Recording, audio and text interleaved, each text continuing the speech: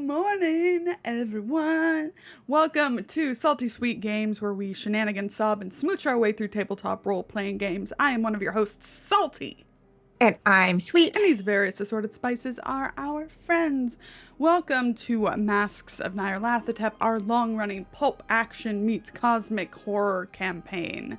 Before we go around and meet everyone and their characters, we have some channel shout-outs.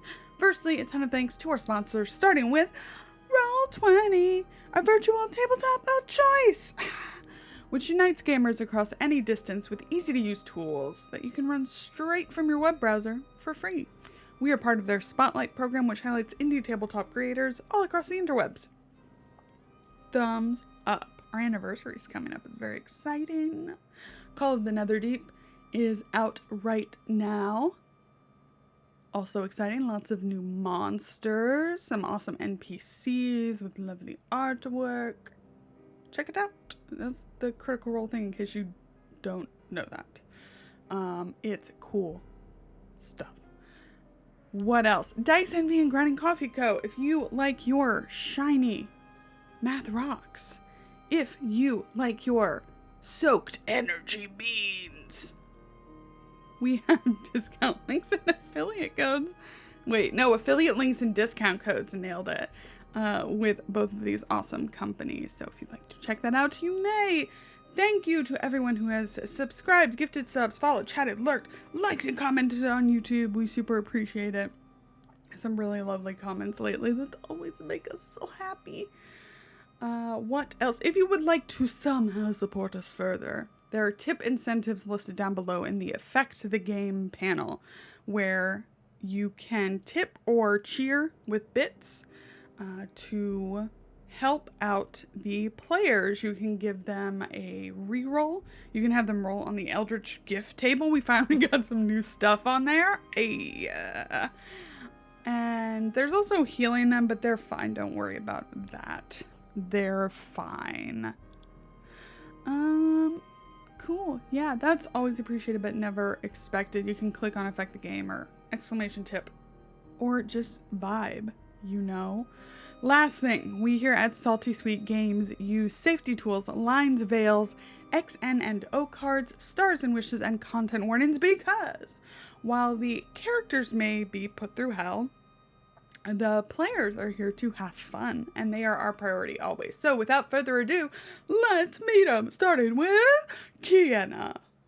Hello, I'm Kienna. I'm the Sweet the channel. My pronouns are she and they. But today I am playing Irene Blackrose. My pronouns are she and her.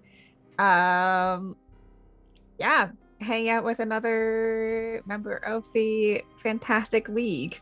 Getting immediately roasted. Immediate. We love it. We love it here. We love our journalist friends. It's a good time. They're always a good time.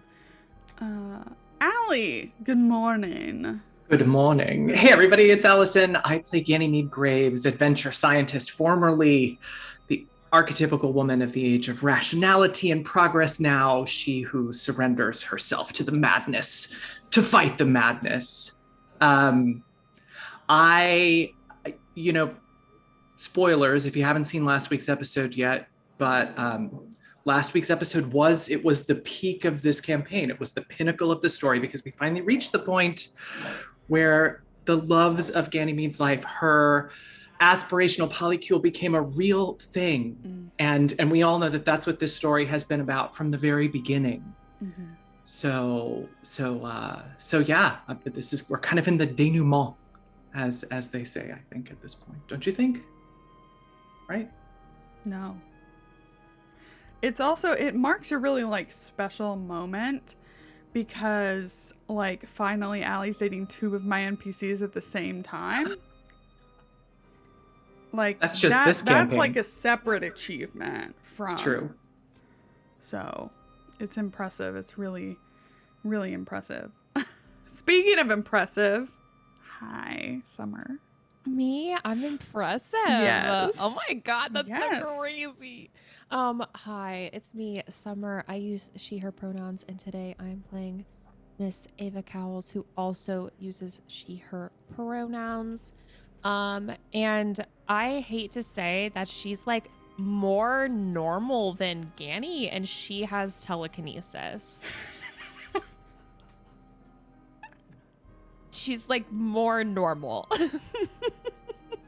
But yeah, I mean, I have to agree with Ali. I think we peaked last episode. I think that now that we have like happiness and joy for Ganny, we should just like maintain that joy and just like level, and like nothing bad happens. Like, I mean, we can have like little dips, like, you know, like right around that area, but like down, I don't want, don't need that. Would just like to ride this high to the bitter end. I mean, happy end. Oops. The happy end. The happy ending that we all are waiting for. Good. Thank you, DMI, for that tip. Everyone gets a reroll. If someone could add that to the sheet for everybody. Got it. Thank you. And last but not least, it's Tommy. Maybe I don't got it. No, I got it. Hello, hi, I'm Tommy. I play Zebulon Augustine Claiborne Montgomery III. We both use he, him.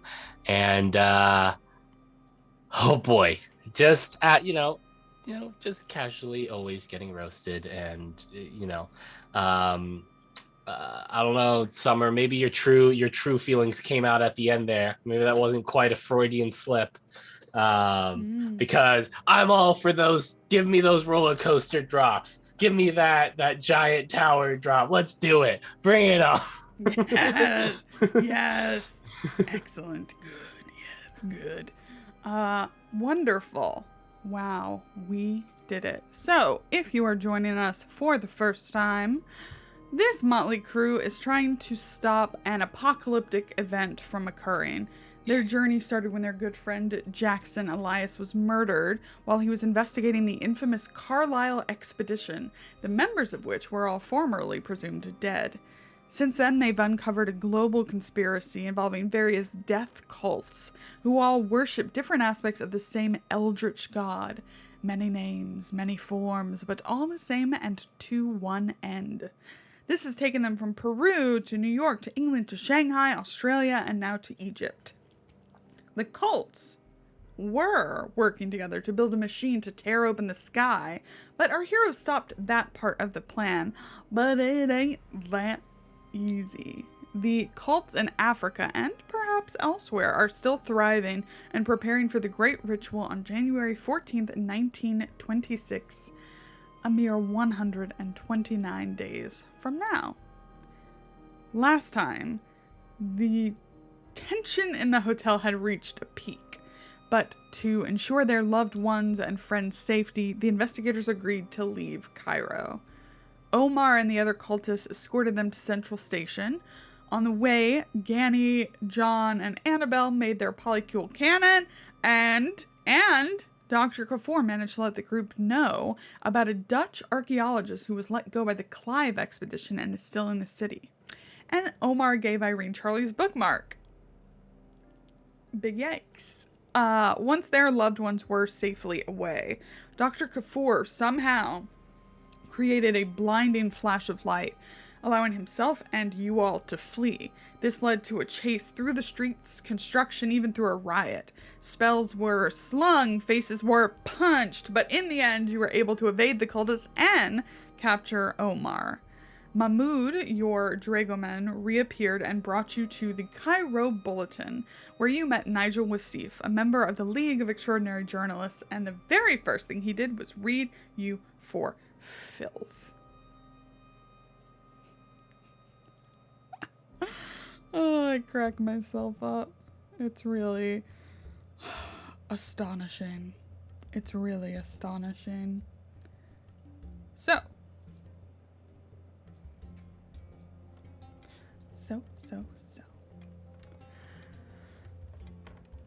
Nigel picks up a telephone and makes a call. He says, "So, I've got some people coming over to collect the trash. So if you have anything you would like to ask our little cultist friend over here, Omar's a very large buff man, have at it.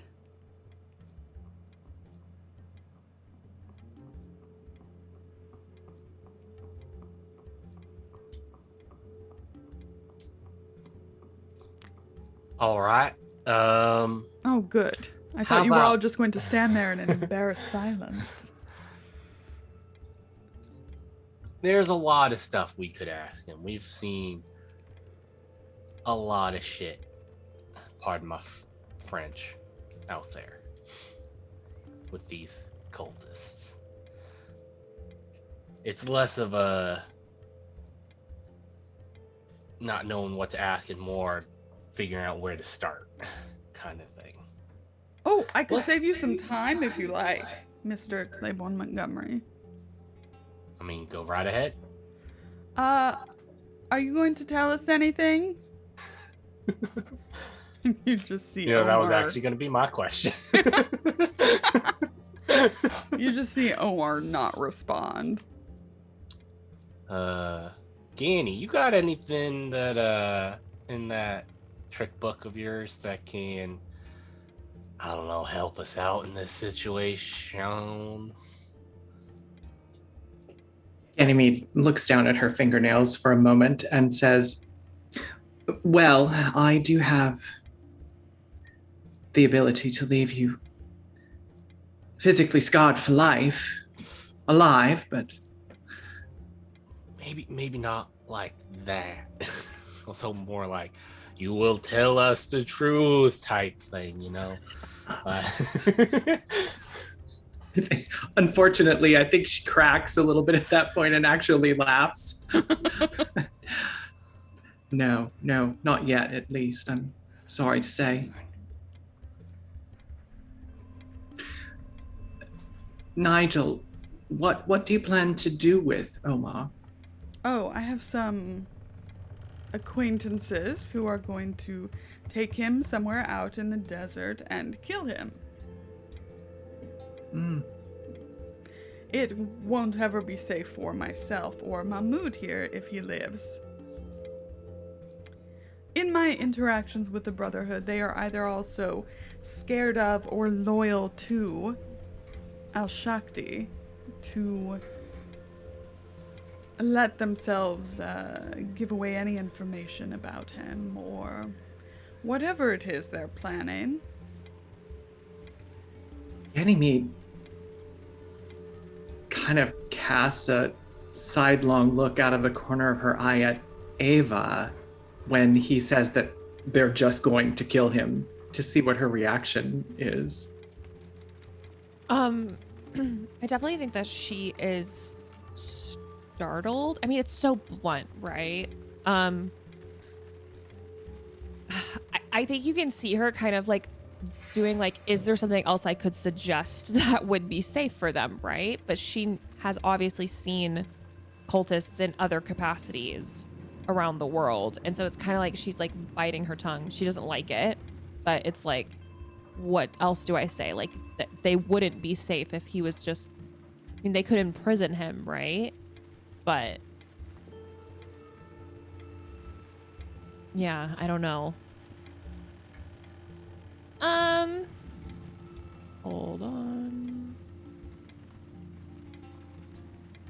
Oh my gosh, I'm so far up. Yeah, I think she doesn't say anything.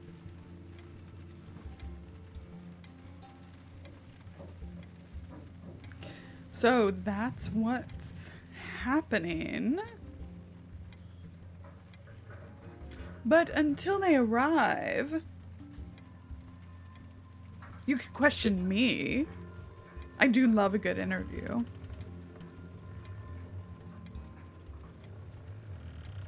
Let me just ask one question here of our friend. Omar, what is your, I don't know, your destiny manifesto? What's your sales pitch on this whole thing? Why should we not stop you?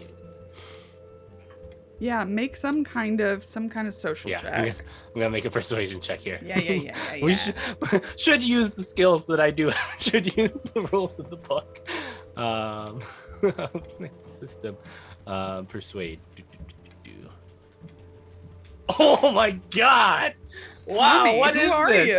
I don't know. What? Are you a pod person? Who are you? I don't. Because This is not Tommy. This is Yeah. I've been replaced.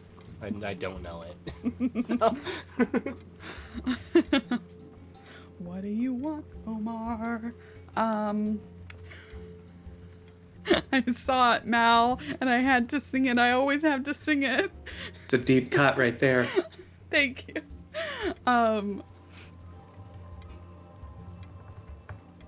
Omar kind of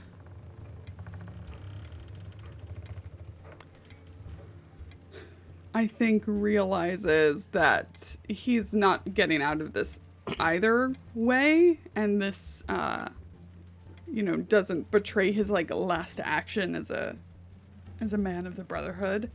So he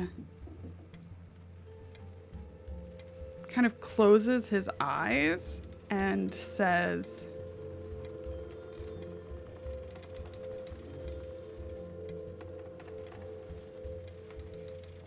Egypt will once again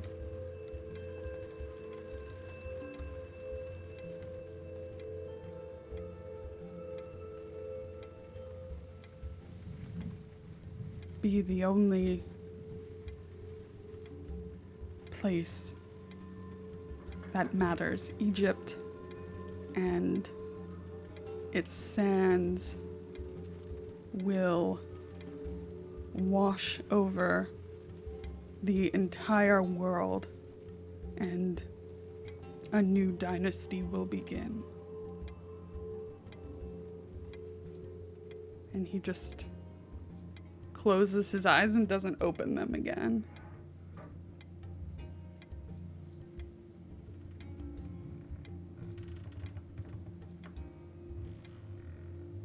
All right, so world domination sounds about right. I figured that was like the one question you might actually answer. You did. Anything else, y'all?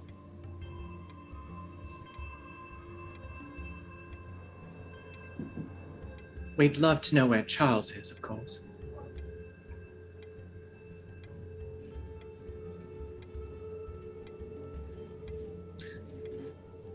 I, for one, would be willing to intervene. She looks at Nigel. To spare your life. To provide that information, and it could be verified.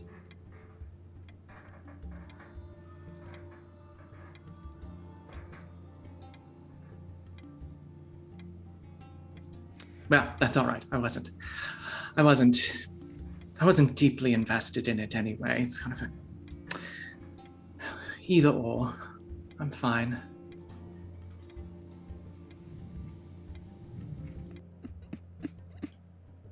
That was not entirely true, but Yeah.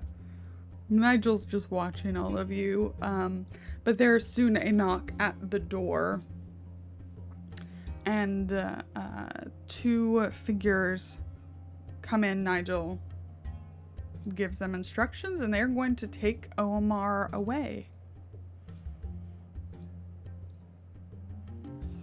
Oh.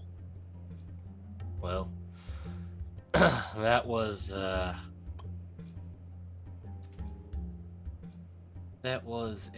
interesting first day in Egypt.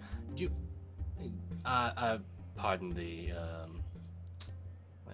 pardon. Do you have something to drink, perhaps?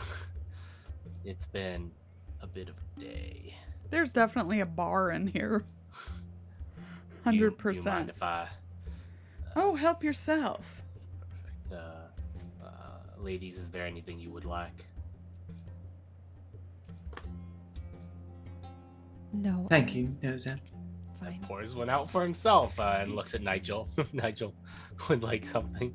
I'll make it myself, dear. Fair enough.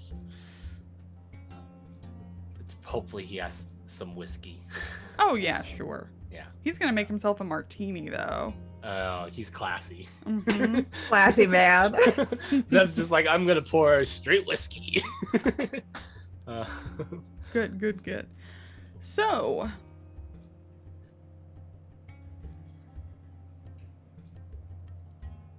what are your plans now?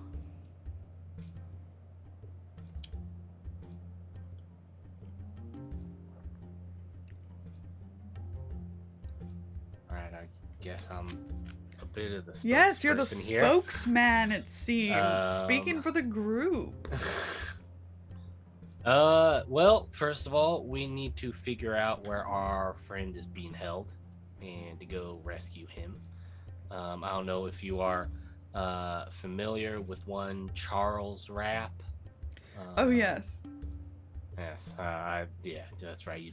You did your research on us. Yes.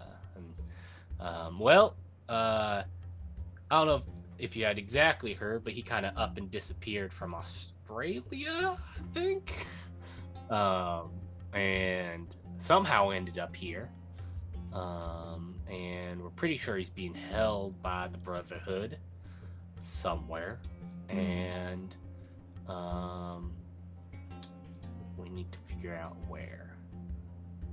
You know who might know?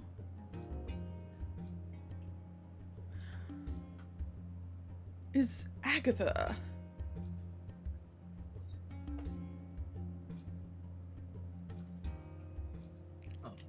Where do I we know that name from? right? Is this Agatha that was in the seance way back in New York? The old Mhm. woman? Holy shit. Jesus. Jesus! And Wow! and you've seen her name in print somewhere else. Yes. Ooh, where did we see her name? Was it in England? That callback. In Anthony's coded notes. Yes. Didn't that's right. Agatha Jesus. mention seeing the graves? Wow, Yeah. that callback. Wow. Yeah.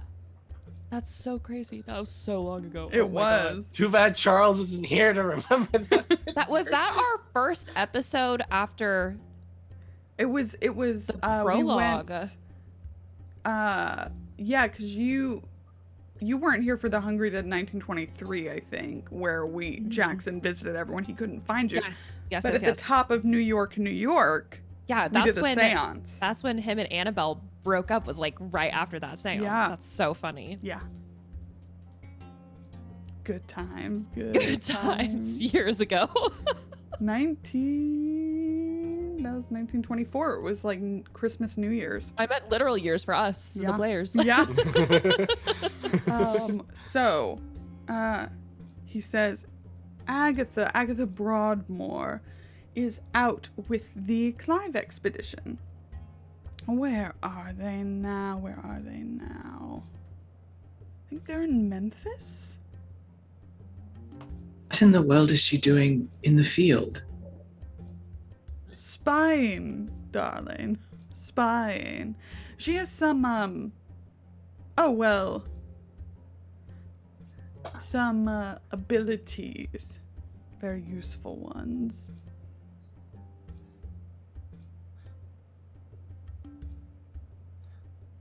Good at communicating with people who otherwise could not be communicated with.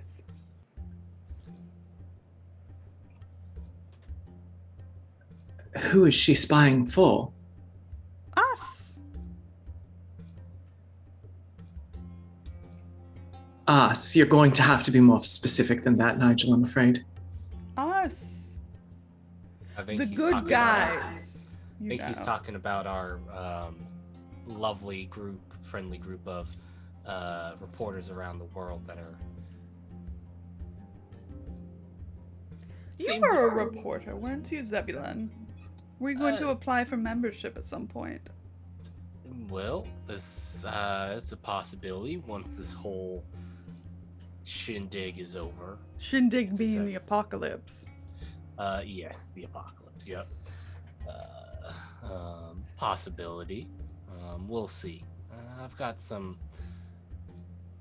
ideas about stuff after this. But first, we gotta get through this, of course. Of course. You know, I'd rather not have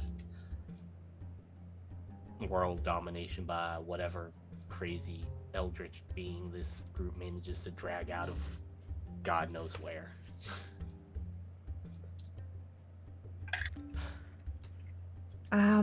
Speaking of expeditions, all of this really started because of our friend Jack Elias looking into the Carlisle expedition.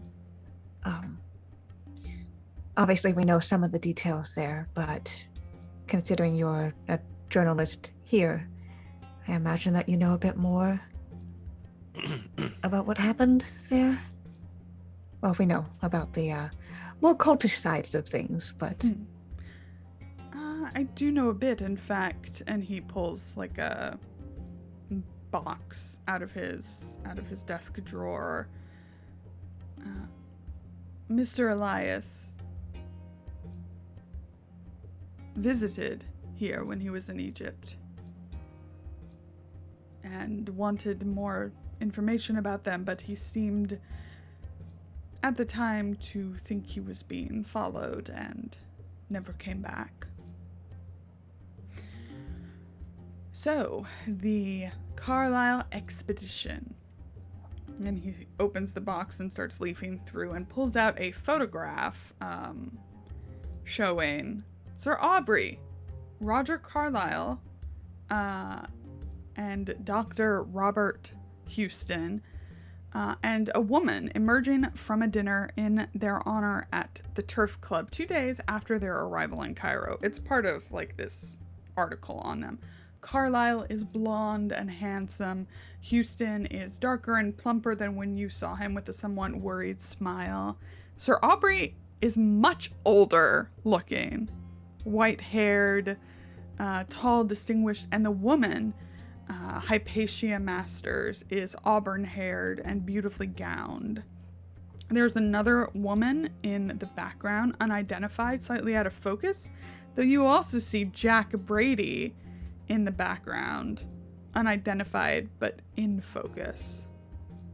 You can clearly make out his features, whereas this other woman, you can't. Basically, Nigel goes through data in the society section and news section. The expedition arrived in Cairo in May of 1919, avowedly to survey for and excavate sites linked with the Third Dynasty, a shadowy period in Egyptian history. After investigations near Giza, work shifted first to Dashur. Since the specific dig seemed unrelated to known Third Dynasty locations, speculation arose about the expedition's secret purpose. Later, there are rumors that mention gossip that Carlisle has made an astonishing find, but then, in July of 1919, the expedition suddenly embarked for Mombasa in Kenya, ostensibly on holiday. Other articles highlight that both Roger and Hypatia were said to have fallen ill around this time. As spokesman, Sir Aubrey indicated that the summer was too hot for them, and also implied that the impending seasonal flood of the Nile would cover an important site for several months. There are more photographs showing Hypatia Masters with her camera. She is a photographer. There's like one that says, Miss Masters prepares for a camera safari in Kenya.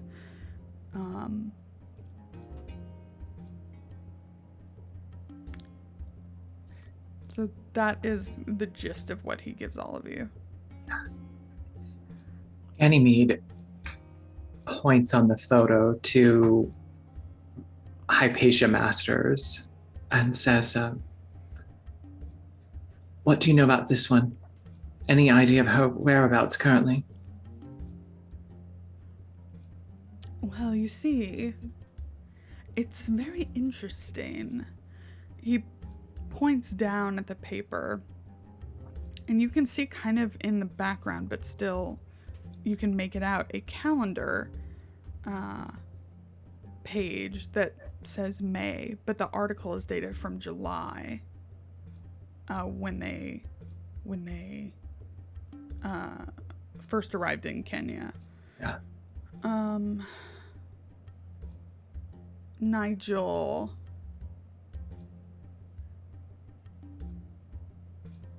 says, so once they had decided to head out, you see, before they were very bad at keeping out the press, and all of a sudden, my photographer, the one who took this picture, said they tightened things up, and he snapped a picture of Miss Masters, and Sir Aubrey was furious, broke his camera. I, of course, did get a check to have that replaced, but no more pictures of her were allowed. Well, no more Sir Aubrey allowed at this point, so there's that.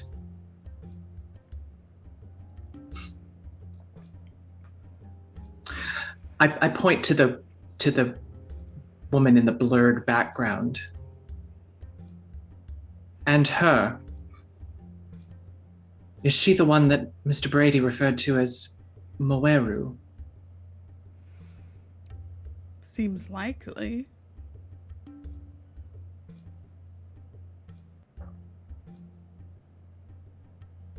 Any idea of her true identity or whereabouts? No.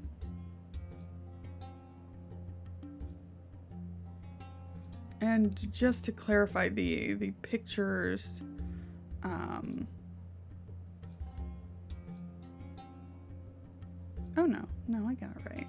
It was preparing for a safari in Kenya.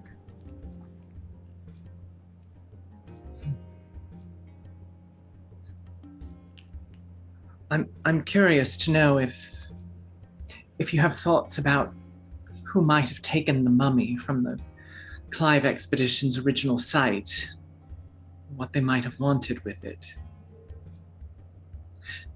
Seems to be some vague connection to the conspiracy. Have you filled in the details yet? Well, the Clive expedition has been here for what now? 8 months, and when it was stolen, we all... It was very odd. Tests were to be done. There was a suspicion of the identity, but before any of that could happen, or even unwrap the mummy, the sarcophagus and its contents disappeared. Considerable efforts by the police have turned up no leads. The site was well guarded, and only one entrance to the chamber existed. It really is a complete mystery as to what could have happened. And of course, I'm not out there. Agatha hasn't been able to make contact in a while. She is being watched. We probably should pull her out soon, but she insists on staying. If she's being watched, how would we even get in contact with her? I suppose you'd go visit. Would that put her in danger? So does being with them without any allies around. But, there was someone who might know more than even I do about what was going on out there, who might have some suspicion about why the mummy was taken, who took it. Is this the Dutch professor? Oh, you are well informed. Yes, Jan Willem van Huvelen. He's still somewhere holed up in Cairo. apparently couldn't afford a return ticket to Europe. Spent all his salary on gestures at the bar.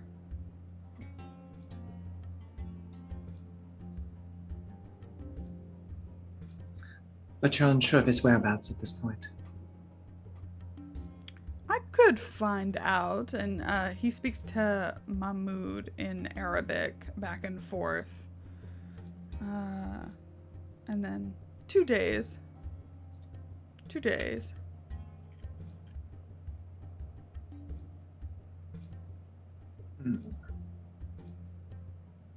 Alright, well, we should probably have a conversation with this, Van Hooverlin?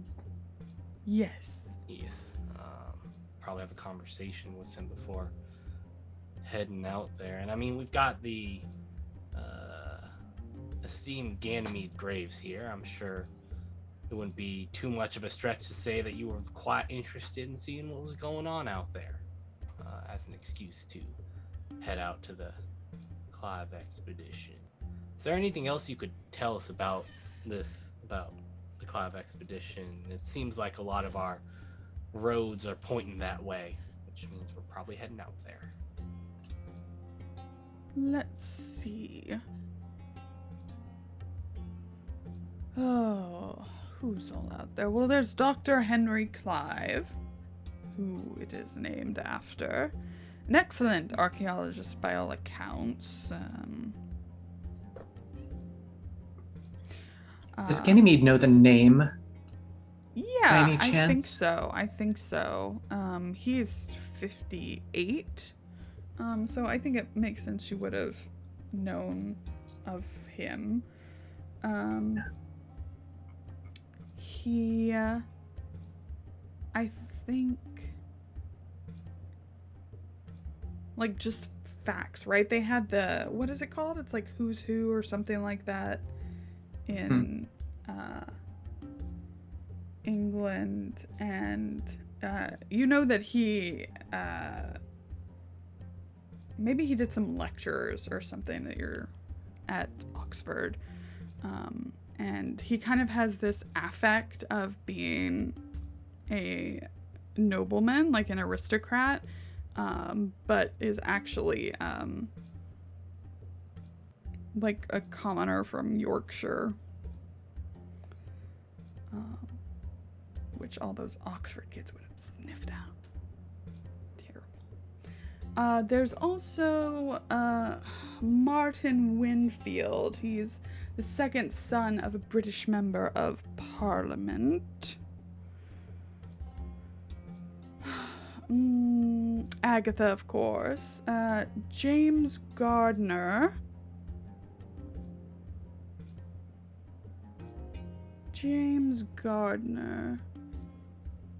He's written 3 books concerning ancient Egypt. None are very good.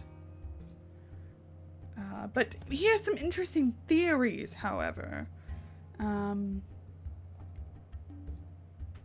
He would be someone to talk to. Agatha seemed at least to think he was trustworthy amongst all of them. James Gardner. And then there's Joanna Specht, German.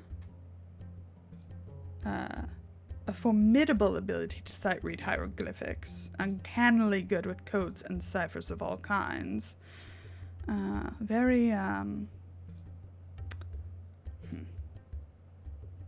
Some troubling political views.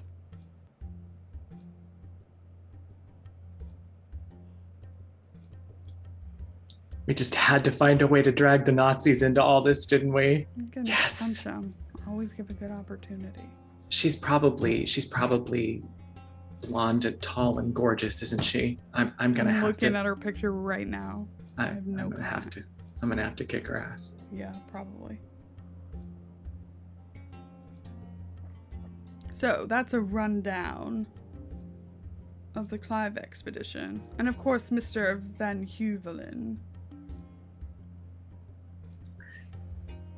Ganymede looks back toward the rest of our group and says, perhaps while we're waiting for more information on Mr. Van Huvelen, we could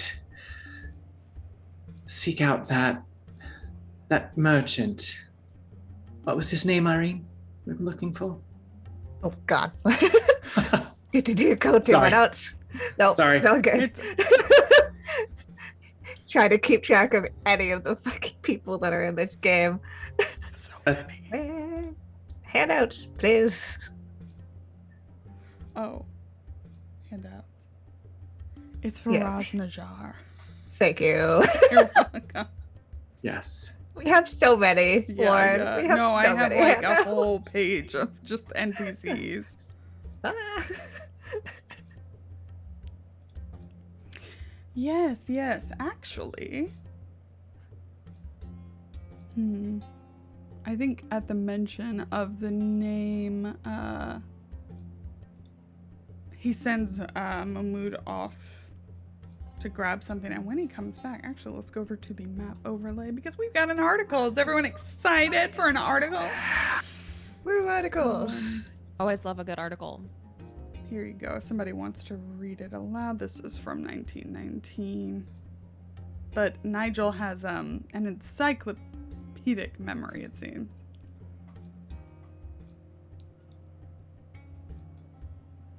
So, yeah, someone take it away. Not me. I haven't read one in a while, I think. Go. Yeah, for you it. go for it. A mysterious fire in the old city. In the early hours of this morning, the shop of a local antiquities dealer, a Mr. Faraz Najjar, succumbed to a blazing inferno that destroyed the premises entirely. Fortunately, thanks to the prompt action of local residents, the fire was contained and did not spread to the surrounding buildings. One dreads to think of the conflagration that would have followed if it had. There are several reports from superstitious residents that Najjar's business was destroyed by a flaming demon in retribution for unspecified misdeeds.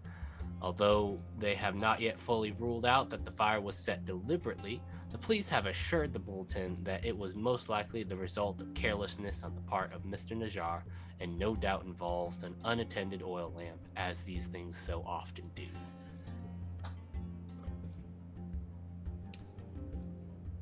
Well, this is not the first time we've come across a incident of a shop going up in flames mysteriously, or people being chased by seemingly unexpected fire, or shops in general be central for occultish artifacts. Just a quick reminder, clarifying question. When Omar, cultist Omar, was in when we were with everybody, didn't he say something about like not being like the other brotherhood, like about separating them? Yes. Not being somehow. like the bloody tongue? He said, "We already have taken it, so there is no need for you to be here. Our goals are not aligned with those of the Bloody Tongue. We look to the future." Okay. Yeah, that's what I was clarifying.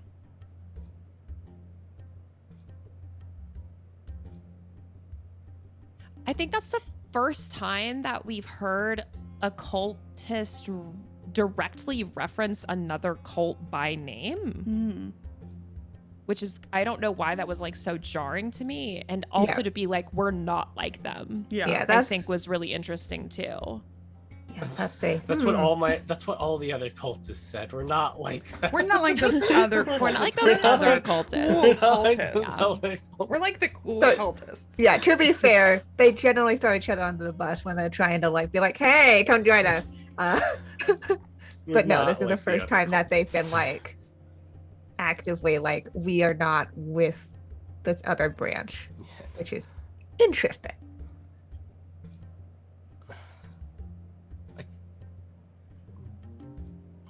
I guess we should probably, figure out if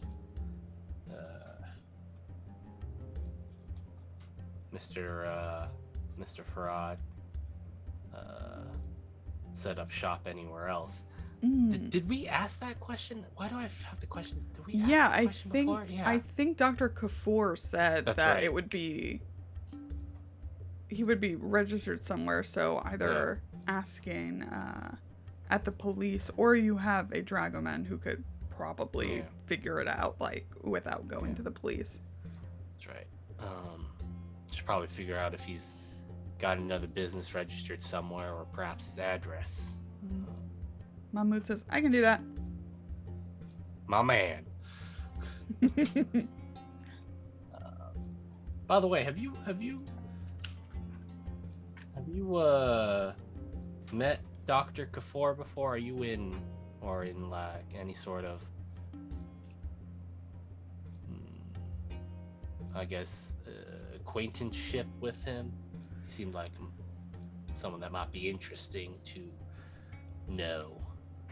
We've kept our eye on him. He's really right on, spot on with his theories, but we were watching to hopefully know if the Brotherhood decided he was too spot on. Well, they had been leaving him alone.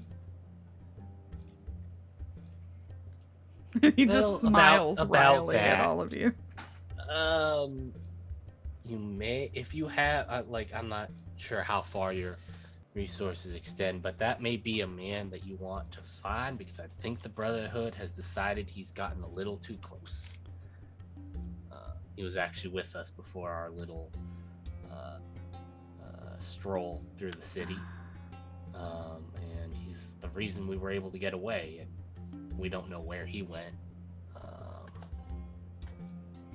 He wasn't with the Brotherhood last we checked, but that could have changed since then. Good to know. But smart man. Knows a little too much. Without knowing enough. Kind of. It's kind of a strange place to be, where you know too much, but you don't know enough. At this point, I think we have to assume that he's in grave danger, Nigel.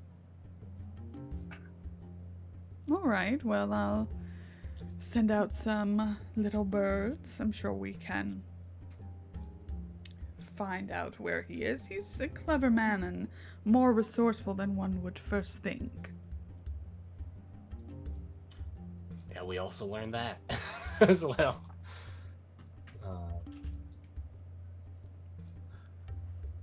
What about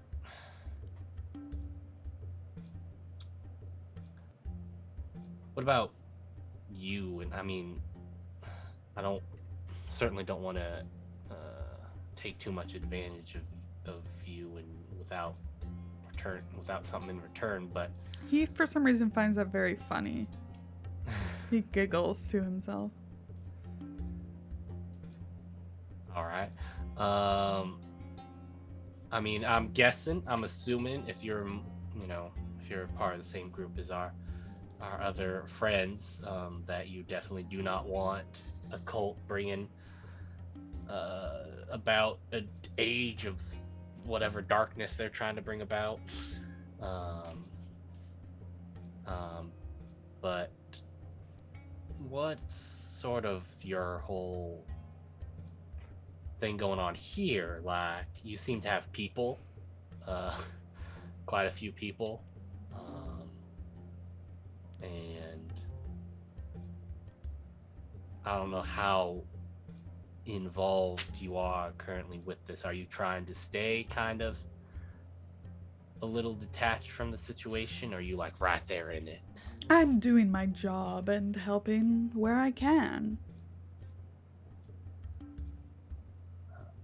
It's just good to know, to make sure we don't bring people in deeper than they want to go.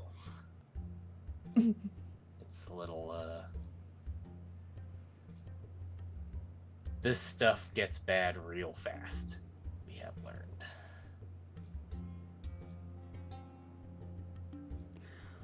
Thank you for your concern. It's very touching. I always look after myself. I believe it.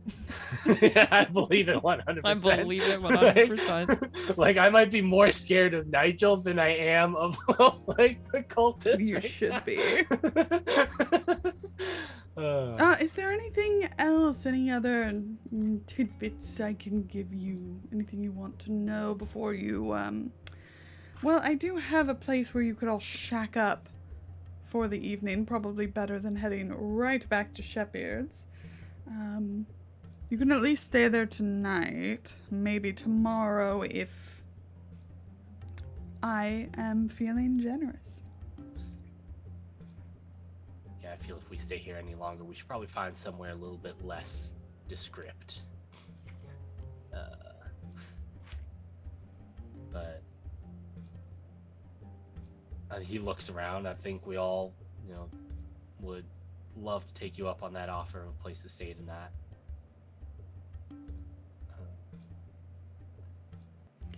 Well, good. Mahmood will get you all set up, and then it would be best if you left at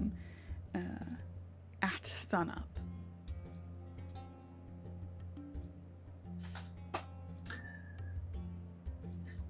Yes, of course.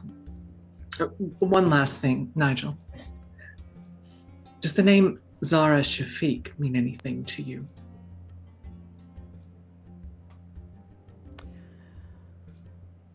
I believe she was a member of the Brotherhood who was sent to England.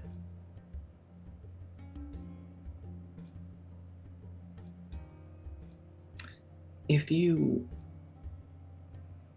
find any information of her whereabouts, we would most appreciate it.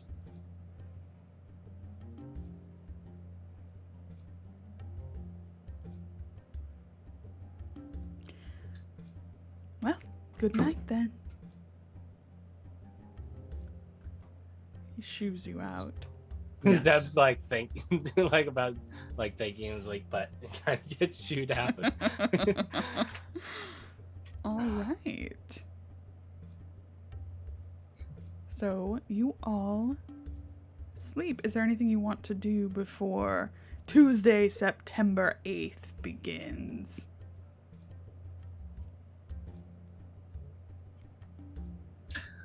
I'm continuing to read that book. Yes. Zeb is continuing to keep an eye out. Good. Yes, thank you. Like we'll wake up at like 2 a.m, go to the bathroom and check to see if your light's still on. Yes. Good. It's not. I'm not obsessing, but I am How long trying have to you see been, what else I can How long have gain. you been reading that book? We got it in Shanghai, right? In the first half. Yeah. So 3, 4, gosh, I don't know, 7-ish weeks. Okay. More. Cool. Good to know. Super cash information to have. Soup's can. So cash. I think probably will get done on probably the next morning, I think. Zeb will try to go find a place just to see if we can get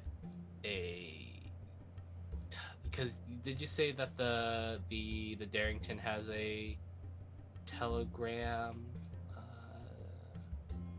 Yeah, they do. on the ship? Yeah, they have Oh a yeah, telegraph. yeah. There is. Telegraph. Yeah, he'll try to get a telegram out to the ship just to confirm that everyone made it. Yeah, that's great. That's a great idea. You get a confirmation back pretty quick, and I think they have something here, in the Cairo Bulletin to be able to accommodate. But all present and accounted for, and they're out at sea. They're not far though. All right, that's good to know. Good to know. Yeah. Okay. So, Irene, are you holding on to the bookmark? I sure am. Cool. Do you like hold it at night? I don't think so. Immediately, like, no, absolutely not. That would wrinkle the bookmark. Yeah, also she's still angry. Yeah, Sure. Charles did get described as being in a dark room with another woman, wasn't it, or something like that? I mean, you know, Not happy. not happy. So is the plan to go try and find Faraz Najjar today? Yeah, I think. Yeah. Yes, go figure out who he is, where he is. Great.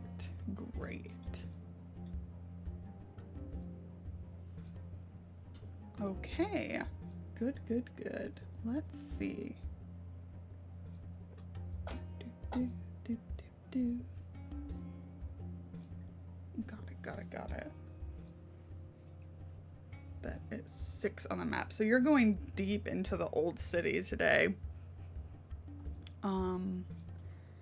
And it's a very taxing excursion. This is really your first experience with the heat, right? The heat of the city, and the crowdedness. If there were, horse-drawn carts and, the tram system, in kind of the part where you all were staying, this is crowded streets. There are no vehicles here,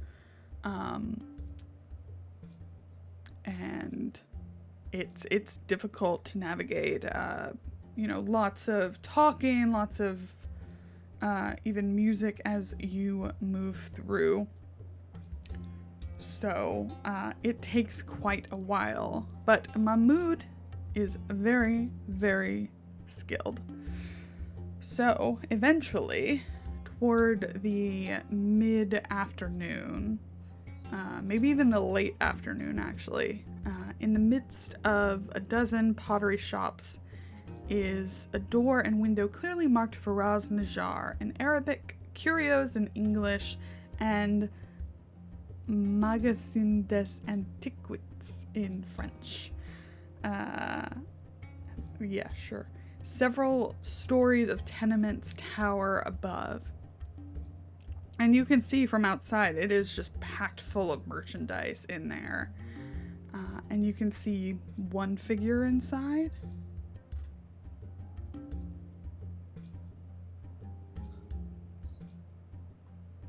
And Mahmoud is kind of very proud of himself, and holds out his hand. Yeah. Zeb will tip him. How well do you tip him?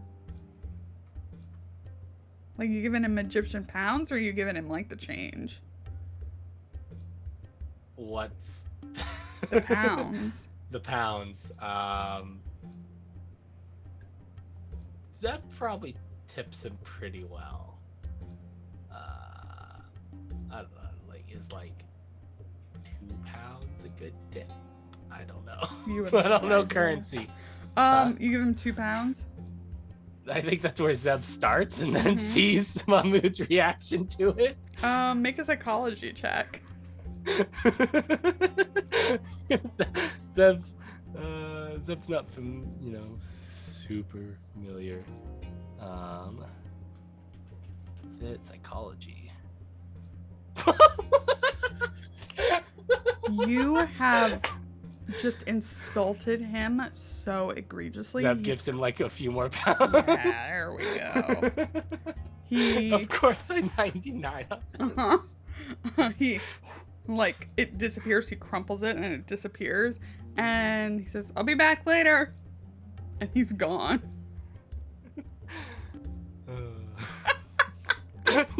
I'm so happy that that's the role I failed. I love it so much. All right. Great. How do we want to do this, y'all? Do we want to go in there as a group of tourists, or are we going in full frontal investigation?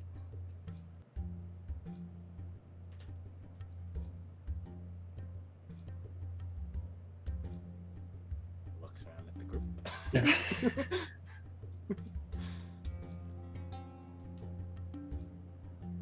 Well, I think it wouldn't help. I think it would help for us to go in with a little more subtlety first. More subtlety than what? Rather than just announcing to someone we haven't met yet about our intentions and who we are. There's a slight look over the Kienna with that. It takes her a second to notice, at which point she says, yes, of course, I couldn't agree more. Yeah, Ava was not there for the bar scene. Yes, perhaps we could inquire about artifacts related to Nitocris, perhaps. Would that not be subtle enough at this point?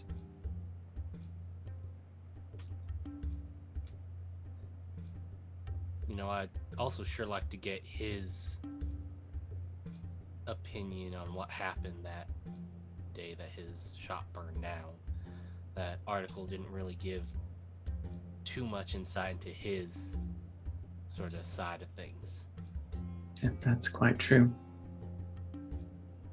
Maybe he might know something. So, all right then. Which of us do you suppose is the least suspicious at this point? Looks at Irene.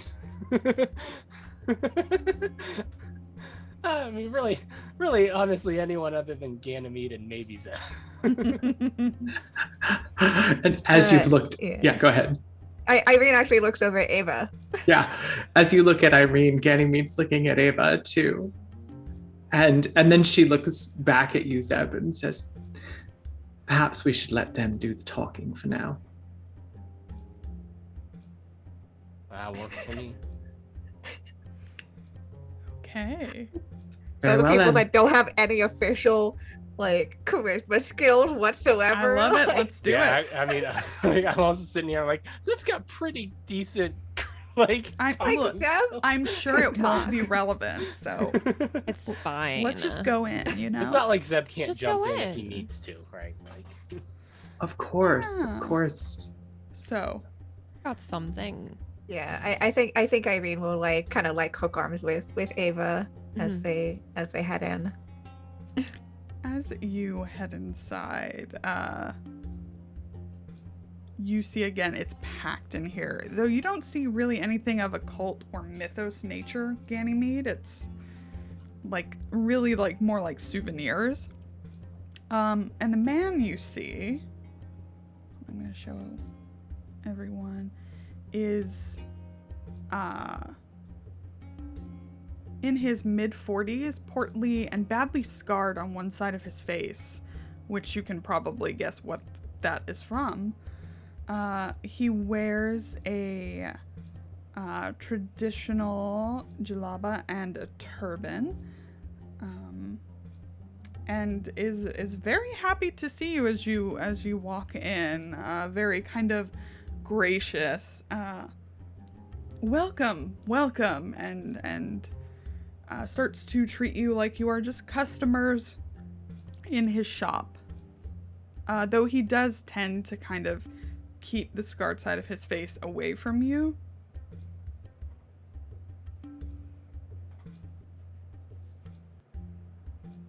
There's a lot of people in here.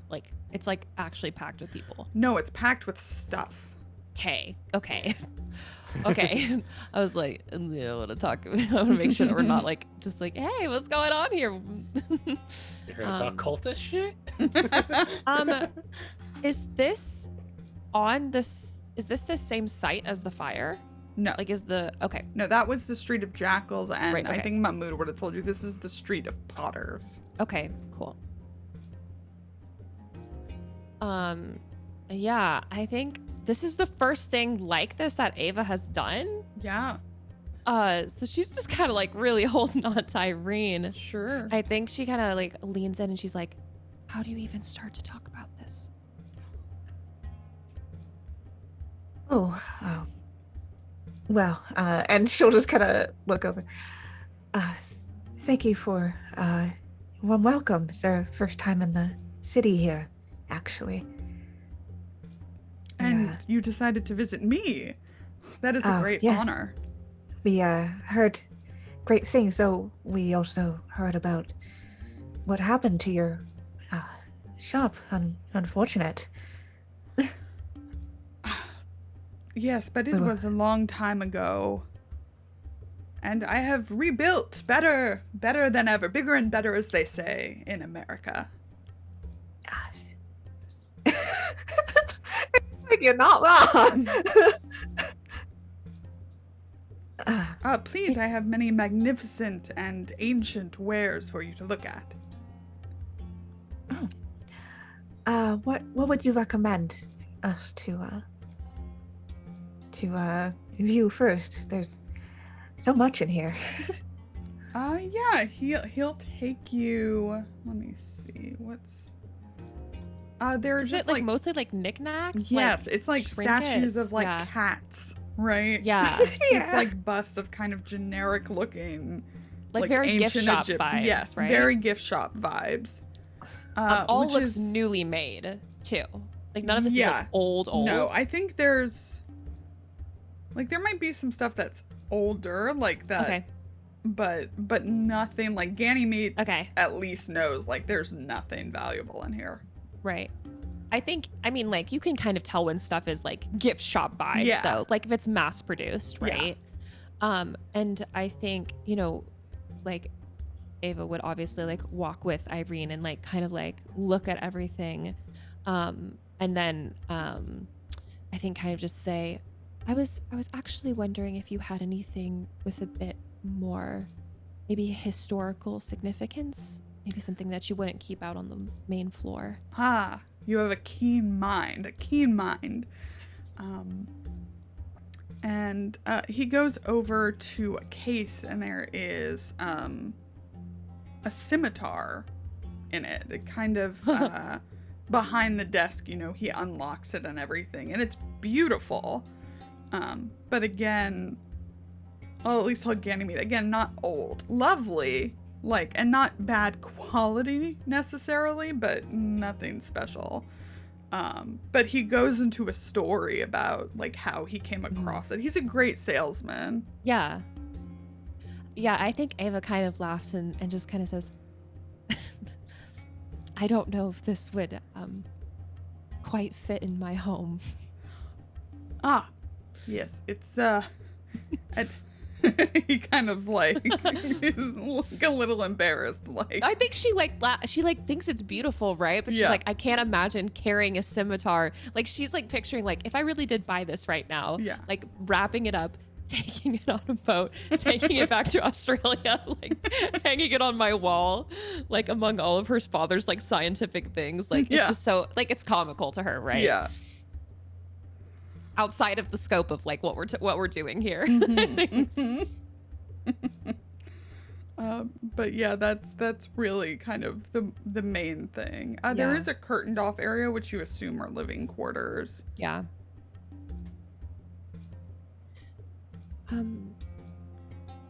I hope you didn't lose too much of value in the fire.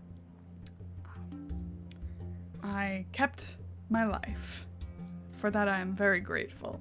That is the most important.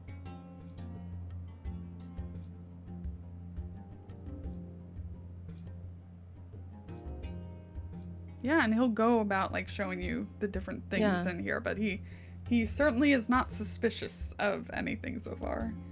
Mm-hmm. Great. Baseline established. Nailed it.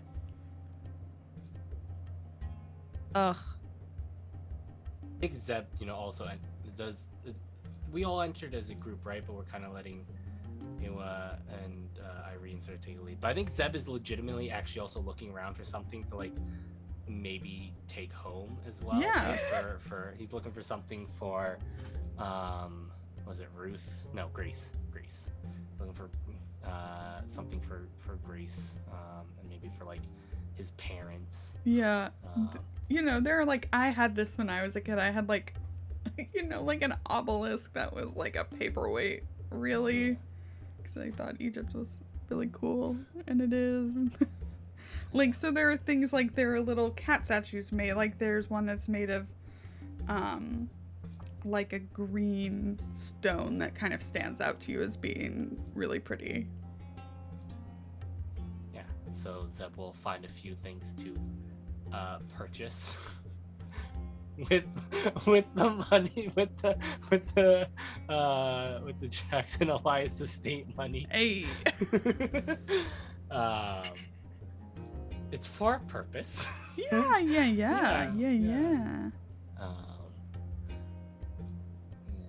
yes, Zeb will be looking around for a few moments.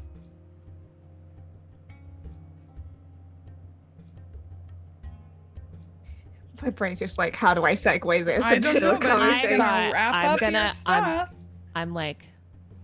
My brain is turning. I think Ava's just gonna, as he's like, we'll probably pick out a few things, like just Yeah. like little knickknacks, like whatever to take home, like things that, you know, are cute.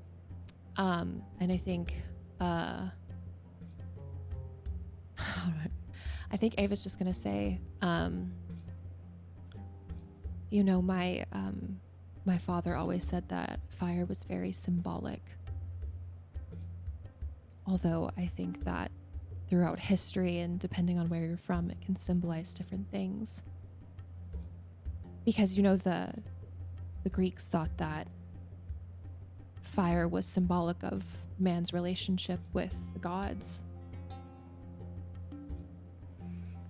But then sometimes in dreams, it can symbolize ruin or anger or passion. It certainly felt like anger to me.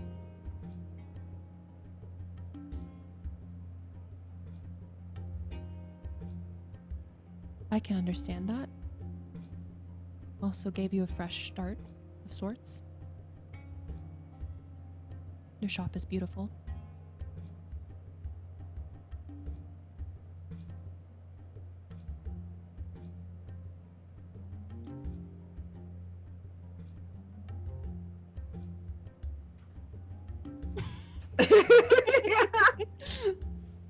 It's like, how do you casually ask how someone's like? I mean, it was in an article. Yeah. I'm just trying to not be a total nosy bitch about it. But you Yeah, kind of that's have the whole to. thing. It's like, how do you casually go? So, like, heard that your whole shop went in flames. Can you tell me more about that? Super 'Cause- cash, no big deal. You know, it just Did a demon have anything to do with that?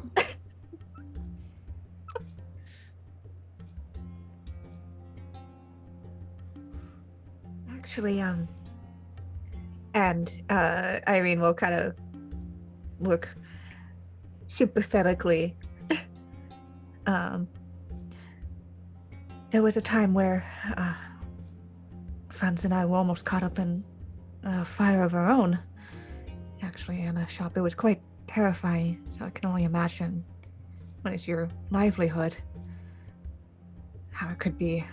Though for us, it was seemed to be such a strange accident with the fireplace. I don't see a fireplace around here.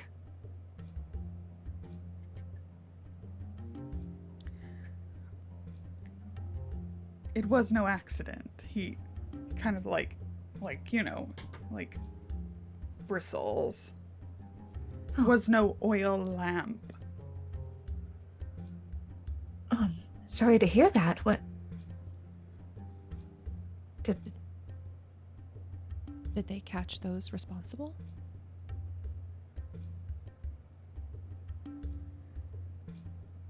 when you ask that, he actually, why don't you make a psychology check?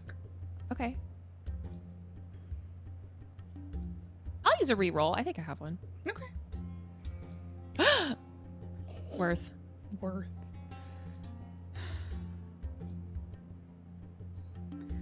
You can tell that even his very tiny outburst, if you even want to call it that, he is regretting it. He looks frightened. He is like immediately starts moving around and like wrapping everything up to like finish the conversation. This man is terrified of something related to that. I'm sorry if we said the wrong thing. We're not trying to upset you.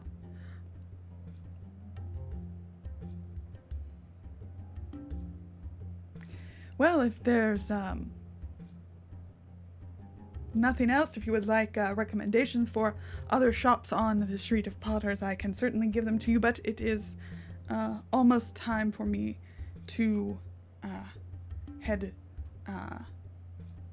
to the nearby mosque. So I don't think, obviously my friends here, I'm relatively new to traveling with them, but I don't think it's a coincidence that they were in a shop that caught fire and your shop also caught fire. And I can see that it makes you uncomfortable to speak on, but if you could speak on it, I think we would like to talk to you. We don't mean you any harm. We're not here to dredge up old memories, but we think that maybe what happened is relevant to why we came here. We didn't stumble on your shop by accident. okay, I need a charm, fast talk, or persuade. I'm gonna use a persuade. It needs to be hard. Okay, I'm gonna go for it. I'm gonna use a reroll. Ooh. I'm gonna use the luck. I'm gonna use the luck. 9. Okay. Okay. Yeah. Okay. Big. Okay. I have tons of luck. I have 90 luck, so I'm like spending It is a free resource. I am never giving any of you luck ever again. Yes, I will. I'm too generous. You're good at conserving it. So, you could see like him almost kind of like his hand twitching and kind of glancing back at the scimitar that he had put back. Mm-hmm. Like that he was ready to get you out of the shop by any means necessary. But as you continue talking, he believes you, just your honesty, right? Your earnestness. And you see his breathing like slowly calm and some color come back to his cheeks. Yeah, I think she's doing maybe like a mirroring thing that she's learned as because she was training to be a nurse, and like calming down people who are recently from trauma is like a thing. Doing like a mirroring slow breathing, like basically speaking softly to kind of like bring him back down to like a baseline where he can talk without triggering like a panic attack, right? Because it's very clear that he's upset and deeply afraid. She's not gonna say that, but like, you know, it's clear. You know of the Brotherhood? Oh, yes, we do. He goes to the door and the windows, and he shuts the door, he locks it, closes the windows and everything until he even looks like in his room and like makes certain that there's no one around.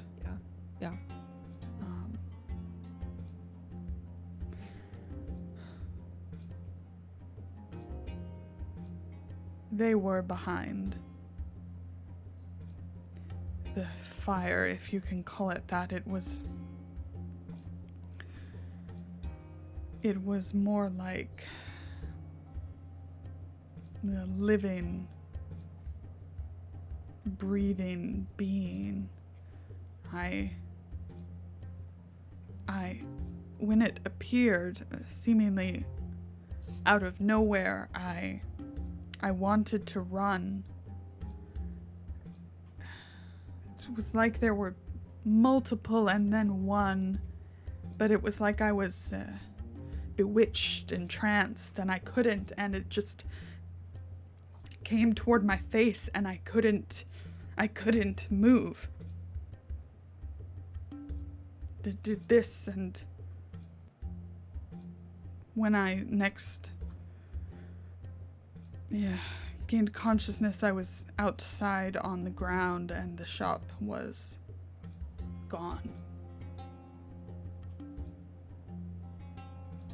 Do you know why? I think he smiles a bit ruefully.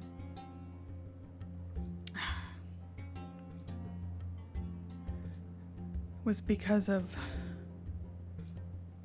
Roger Carlyle. Well, it was because of what I did for him. He sought information about a figure, a mysterious one, called the Black Pharaoh, whose reign was supposedly ended by the first pharaoh of the 4th dynasty. I came into possession. I stole a number of artifacts from a very powerful man that were related to this figure, and sold them through Carlyle's agent, Warren Bessart. Did you steal them for Carlyle, or Yes. why would you do that? For the money. And I thought I could get away with it.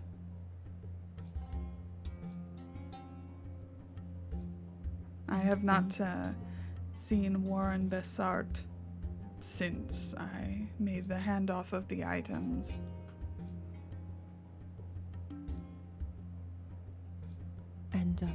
And who did you steal them from? A man named Omar al-Shakti. I think Ava has been still kind of like holding on to Irene like most of the time, kind of like squeezes her arm. So you know where he lives? Yes, I believed he was just a businessman. It's not hard. He owns a lot of property. He lives on a plantation not far from here. But it was not until after that I understood who he truly was, and that I had taken things of much significance to him.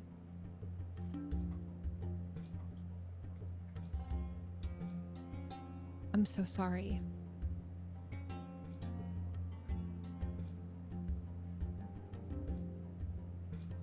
You got pulled into a much more dangerous situation than you signed up for.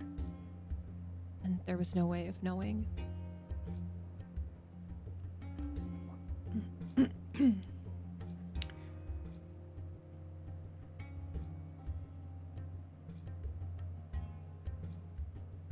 But they haven't bothered you again since that fire, right? No.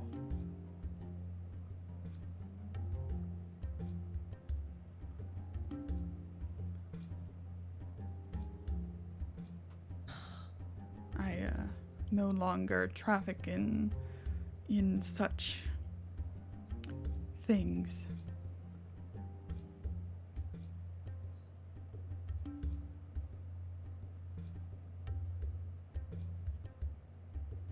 Thank you so much for speaking candidly with us. It's very helpful.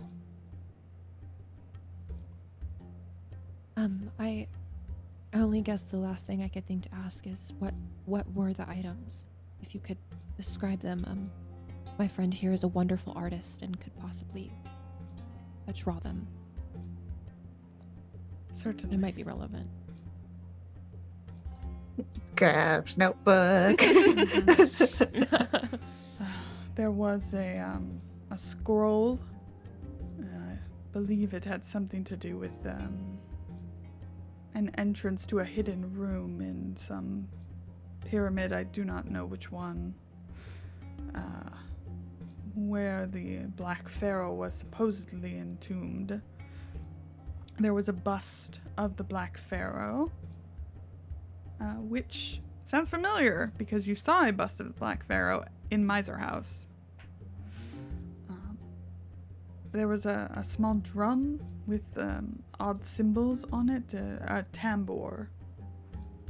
But the thing that was most interesting was a strange circlet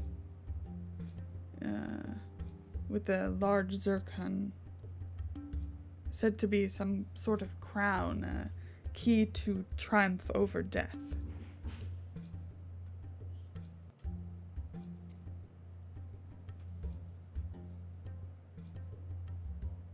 Yeah, I think after he's like finished describing and Irene's managed to like at least get rough sketches of like what this stuff looks like, she's just gonna look at Irene and be like, can you think of anything else that we might be missing?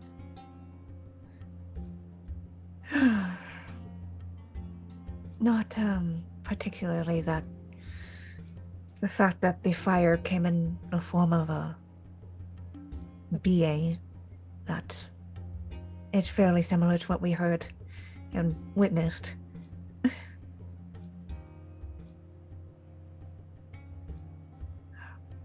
Do you know if the Brotherhood continues to keep tabs on you or anyone else who would be involved in this? I am unsure. I believe they have been preoccupied with the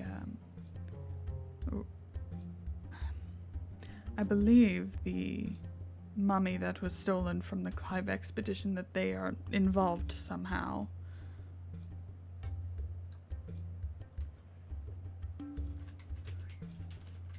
That does make sense.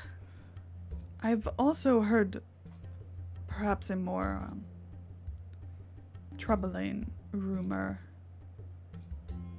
There was an accident at the Mosque of Ibn Tulun.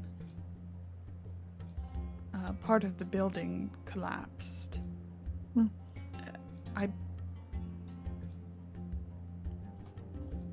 And a friend of mine was injured.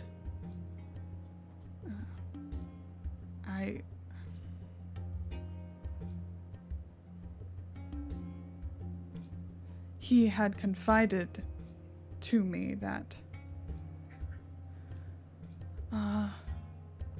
he believed he was a kind of guardian for something from a similar era, an artifact from a similar era in time, and with the collapse not that long ago,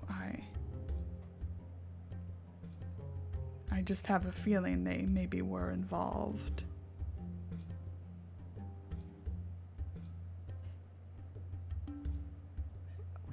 Maybe we'll take a stop by. If you could point us the way. Of course.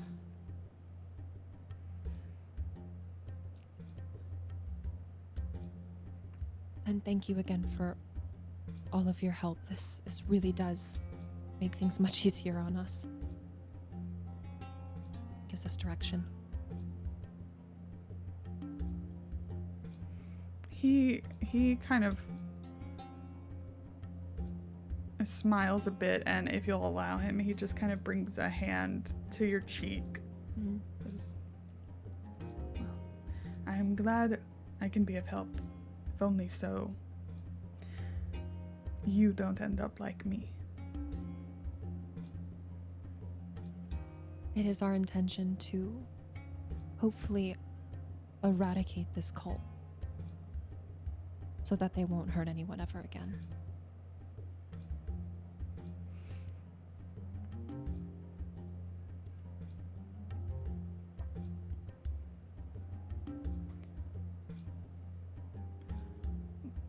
There was also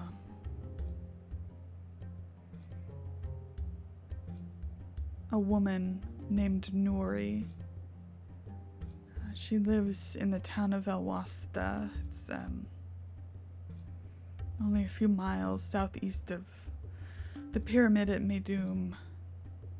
Her son, he worked for the Carlisle expedition during their time here.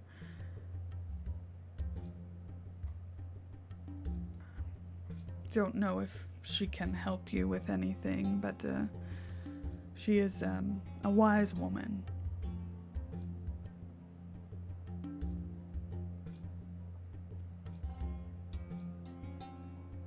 Any leads we can have here in a city full of our enemies is a good one.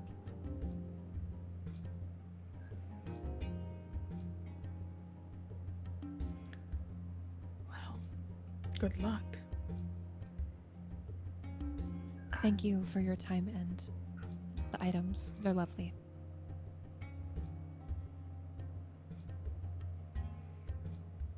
As the conversation has been obviously wrapping up, Ganymede has been near the desk where he keeps his cash box, and she just has taken every Egyptian pound she has in her bag out and just sort of tucked it under the corner of the cash box on the desk. Mm-hmm. This poor man. Zeb will also find like a somewhat more expensive gift because he also realized since he missed the wedding. Yeah, you find like some jewelry. You find Yeah. one of those like gorgeous Yeah. like Yeah. pieces. Yeah. With that. That Belated gets, wedding belated gift wedding slash. gifts. Yay, Aren't you baby. gonna get something for the Yeah. baby, Zev? Aren't you gonna get like a little rattle for the baby? Well, chances are we're not gonna be home until the baby's born. So, Okay. yeah. You all headed out. Yeah. Yeah, and we'll just give them a rundown of everything Mm-hmm. that they didn't hear. Yeah. Yeah. As soon as we're heading out, I'm keeping an eye out for Shanghai. We've been followed fucking everywhere. I would like to know if we are being watched. Make a spot hidden. Can I also do that? Yes. Wait, I don't know. Actually, it's Fuck! Fuck! Fuck! Never mind. I don't need to. I was like, you don't know, but you need an extreme to see. I see all. Thank you. I see it all. This is great. I'm really happy. Who's fucking watching us? Well, you see Mahmood coming back, and he's Oh. got like all sorts of treats Oh, Great. yay. Love- coming up to you. Love that for us. He doesn't say they're for you. Yeah, no, I think he bought him with Whatever. the money. But Irene, Uh-huh. out of the, I don't know how you see it. You just get a sense, right? Or you see like the movement. But you see on one of the not too close but not too far rooftops, there's a figure watching. You don't recognize them. They are like massed against the very finally cooling sun. You think if it had set just a bit more, there's no way you would have seen. There's no way. I think Irene, who still has like her arm, Eva will like start to walk towards like the busier parts, like into like the main streets. And we'll just very like not even look at the others. As well, we've got Shanghai all over again on our hands.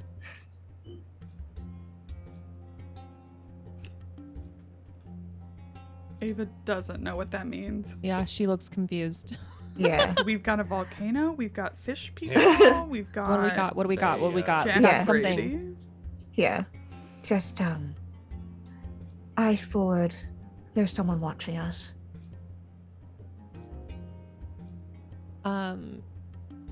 Mahmoud is back with us, right? Mm-hmm. She was gonna do this anyway, but as soon as Irene says that, she's gonna kind of like reach out to him to like get his attention a little bit, and she's just gonna say, "Please take care of that man. He's been through enough." He's like stuffing his face and he's like, what? However we can. The man at that shop, he needs protection, and if we're being watched, and we just came out of his shop. Yeah, no, Isn't there someone we could call? I'll ask Nigel. I love how we're so reliant on like He's like NPCs 17 and clearly. he's like, what? Yeah. I think he also thought that you asked him to take care. No. No. The way it came out. He was like, I was oh, he's like, Zev is gonna ask Irene without trying to look. You got a location or a direction? Yeah, so she'll just kind of mention the general direction where that guy is in comparison to where they're walking. And up on a rooftop. I think if we're going to head anywhere else next, we need to do it not directly after this. Is there a cafe or anything nearby? Sure. A shop with stalls at? Okay. Where we can see this from? Like, see Faraz Najjar's shop. No, see the person who's following us or who's been watching us. They haven't moved. Okay. I mean, I think. I'll just make a roll to see if they noticed. Actually, why don't you make a roll, Irene? How subtle were you about clocking them? Come on, be so Oh boy, subtle. what am I rolling exactly? Anything you want. Anything that makes sense to you. Okay. Roll drive out.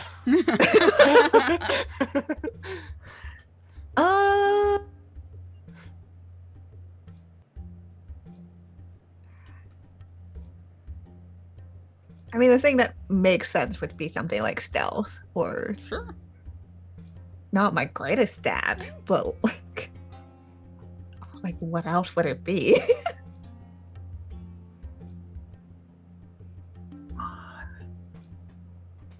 Like, literally, I can't think. I like stealth. Yeah. Come on. Hey. Not your greatest, and you have practically a 60. Yeah, well, not my. When I'm Not- trying to it's figure not out my roll, greatest. things that I do have skill points in. Because Okay. either I have a lot of skill points in them, or I have fucking nothing. Yeah. That's my Yeah. character building here. Oh, hello. Thank Oh. you for this. Thank you. Thank you for this Hey. gifted subs, Anonymous. That's so kind. Thank you so much.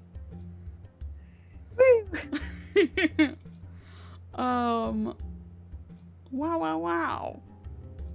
So, He did not spot you spotting him. Awesome. So I'm steering us toward the cafe, and I quietly say, if you give me a minute or so, I can ensure that he stays put until we can apprehend him.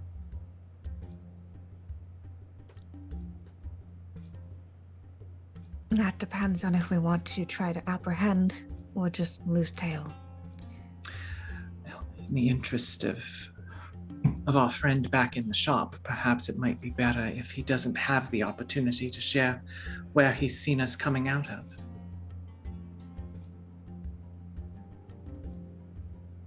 Maybe without the magic, I don't quite go right to the magic for everything yet.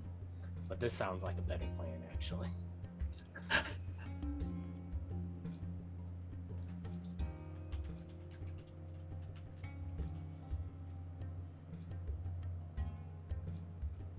Ivy will look at Ava. Like, Yeah. And Ganymede will look at Zeb with that, and I think and say, if you think I shouldn't, I won't, but oh, muted. Am I muted? Oh, there we Oh, go. you're back. Am I It not was coming just, through? Am I... it was just very. Zoom decided no talking. Oh my god! What? It did the thing again. It keeps resetting my microphone volume. No. I don't know why. Did it update recently? It must have updated recently. Might have, yeah. Okay, is that better? Yes. Yes. yeah. Oh sounds my good. god, so annoying. So I think Zeb is like, if you think it's not gonna affect you negatively, it might be the safest way to do this. My plan had been to kind of perhaps try to sneak away from y'all and catch them, but if we can make this a for sure thing, you think you'll be all right. I think I can manage. That might not be entirely true, but All right, well, we're here for you if you need anything. let's just have a seat, perhaps. All right.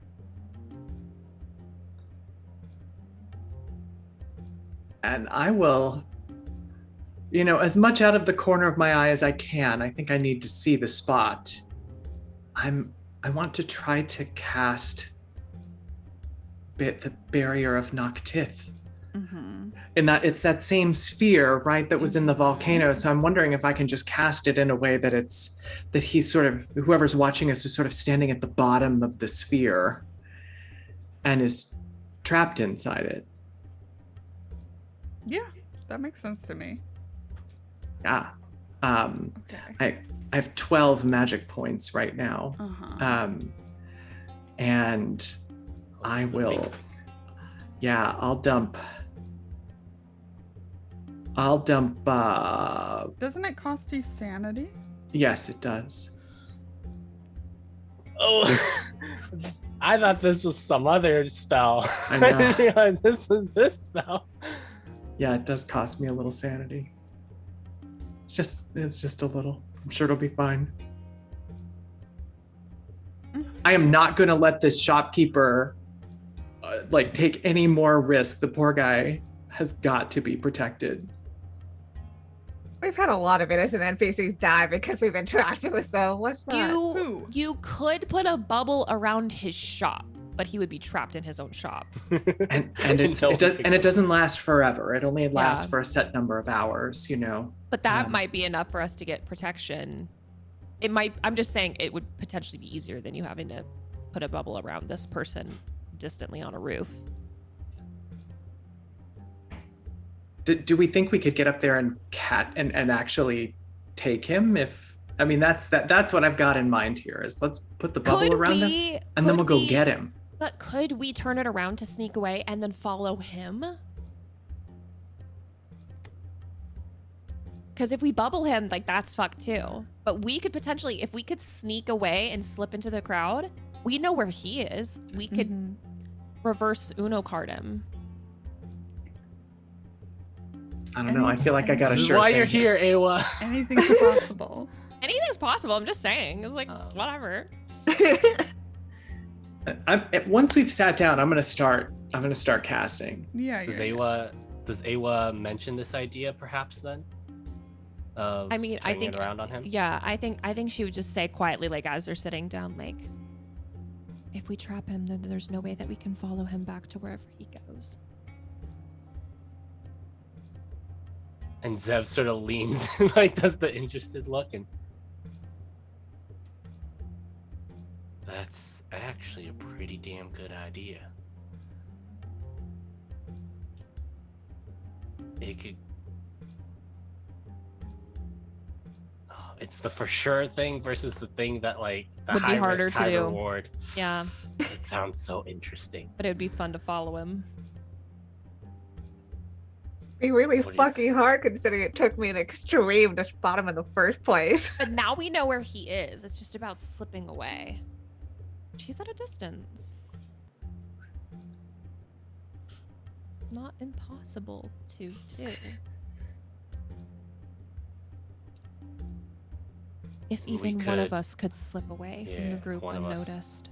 And like, I think the best idea would be for at least part of the group to keep going on in the way they're going, and for either one of us or two of us to slip away and then follow him, following you for a bit, and then perhaps wait until he heads off. It'd probably look less suspicious if two of us, because if it's just one of us, then it looks like we're doing something. The two of us, we could just be splitting up for sightseeing. Yeah, I'm maybe when sure. we're done. Oh, go ahead. I was just gonna say maybe when we're done here, we do our little like hug and see you laters and kind of split from here. I'm sure that some of these shops have a back door as well as a front door. If we could slip into one where the back door is out of his line of sight, we could easily slip around. Well, in theory. Zeb in reaches theory. over to Ganymede. And How long has it been? I mean, if you want to cast a spell, you have time to cast the spell. I assume you can. You're keeping an eye on. Yeah. Yeah. Yeah, Ganymede's just kind of been quiet, very, very quietly chanting. So I want you to make a luck roll because you took some time to get here and get seated. You've kept an eye on him, but he could move before you're done. Damn it. Do you want to use a reroll? Yeah. Okay. Hey, there you go. There you go. So he is still in the same position. He hasn't gone out of sight or anything like that. So if you want to cast it, you have the time to cast. You can do it. Yeah, she's been, as this conversation has been happening, she's been in the process. Okay. So, how much are you putting into it? Tommy, did you want to? Yes. I mean, So I think- y'all are talking and she's still yeah, chanting. do we interrupt Ganymede? That's up to you. Do you? I think you're the only one who can. Oh god. I think Zeb. I think once Zeb maybe realizes what Ganymede is casting, Zeb becomes a lot more apprehensive about what you're casting, and I think Zeb's gonna stop you. I think Zeb puts a hand on your shoulder, and gives you a little shake and says, "Ganny, I think we're gonna go about this a different way."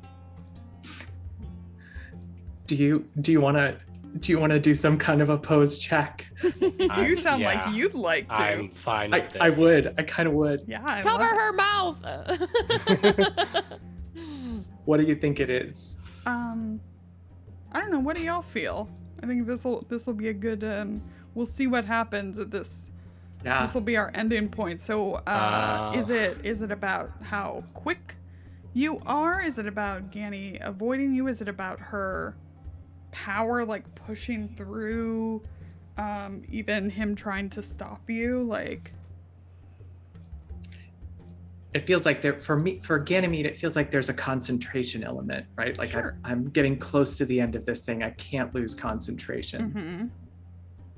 So that feels like maybe It's a like power. Is this a power check? Yeah, I'll give you a power check. This is An just opposed fun for me, power? so I don't mind you using your... I'm fine with opposed power. I'm fine with whatever Yeah, you think me it would too. take to do this. Yeah, that sounds good. Let's do. Okay. Let's No luck, do. no rerolls. No, but I luck, do. Because I'm strong-willed, I do get automatically rerolls on power checks. That's not fair. Can we make this a constitution check? You don't can use have to something roll else. power. You can do something to interrupt. Oh, I can do something else to interrupt. Roll your bonus, Ganymede. Yeah, Ganny. Jeez. Jesus. Okay. Oh man, I need like a 1 on this. Or You a do. 2. A 1 or a 2 will he do. needs a 1. I think I need Oh. a crit Degree. success. Oh. Yeah. Oh, Crazier man. things have happened. They have in this man. game. One. What would this be? I mean, I think It could be strength if you're trying to shake me out of it, maybe, Or or some kind of distraction. I mean, this could literally just be like you're pulling on your friendship with Ganymede. Right. What skill is that? Yeah. You know? Yeah. I mean, Like Ganny, stop it. Your friends are talking here. Yeah. No. can this be like a luck check, maybe? No, I don't know.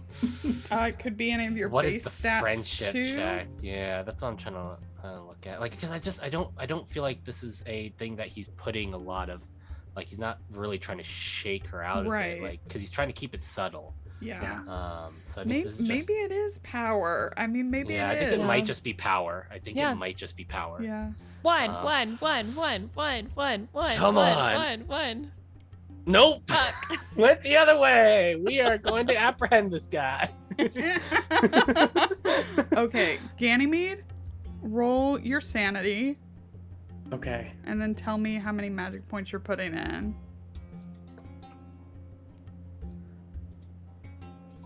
4 sanity. Okay. And 10. Hmm. it's perfect. Like I said, it's just a little. And I'm putting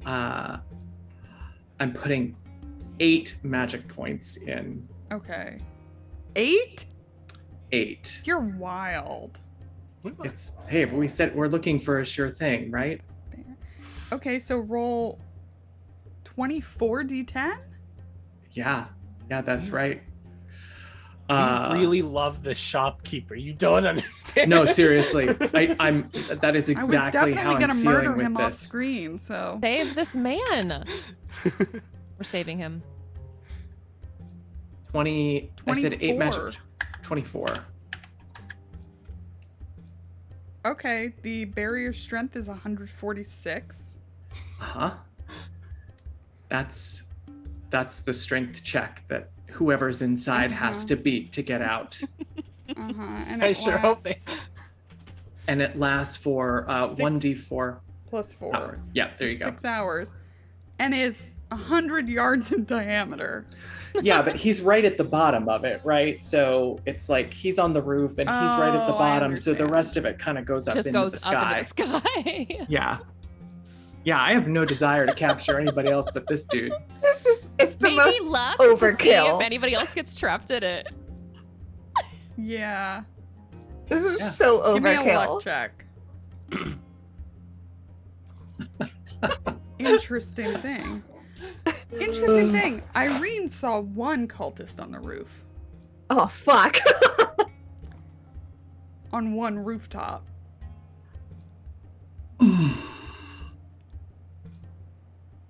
As you cast this spell, as you finish casting it, pushing your friends aside, and with the setting sun, you see a group of 8 kind of converge on the edge of these like similarly clustered roofs. Like they come out of where they were, maybe further back, maybe on other roofs. And they are trapped. Their probably murderous intentions for Rosnajar thwarted for at least 6 hours. And that's where we'll end this episode, I think. Damn it! I'm just trying to murder someone!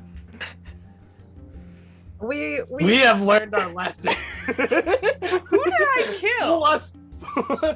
No Well, one. Leave him alone. No, I mean, who did I kill to make you all this way? Oh. Jackson Elias. You pretty much started the Jackson campaign. Elias. Oh, Jackson Elias. Elias. Also killed our translator buddy in Shanghai. Mr. Lee. Yeah. Mr. Lee. You took a lot of people captive. You killed our didn't sweet, necessarily innocent kill boy. them, but you did take a lot of people captive. I was and definitely going to also- murder Faraz Najar. Well, Yeah. I'm glad you And- couldn't. And considering Shanghai, like literally all of Shanghai was, all right, which motherfucker's following us now? There's like 3 different groups who I wants to did follow technically us. kill Charlie before he was saved. It's true. So that's Yeah. 3. I killed him Valid. twice. 4. Nice. Charlie always living on the High five. verge. High five me. You took Zeb's sister. I did, hostage. she's fine. She's in a great, very healthy relationship now, so I could be talking about any of them. Okay, let's go around to everybody. Let's start with Tommy.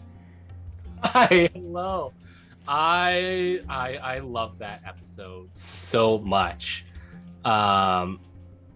because of like just I there was just something about like I loved like Ava's approach to interrogation, right? Like we're trying to get information, right? Because I think it's very differently how the rest of us would have gone about it. And I love the moment between Zeb and Ganymede, just like I love this episode because it had a lot of awesome moments, and I love Nigel. Nigel's great. So much. This was a great episode, and I cannot believe that he got all of these cultists, and now they're just in a bubble. Scooped up. Does this thing also trap heat in it? And does heat?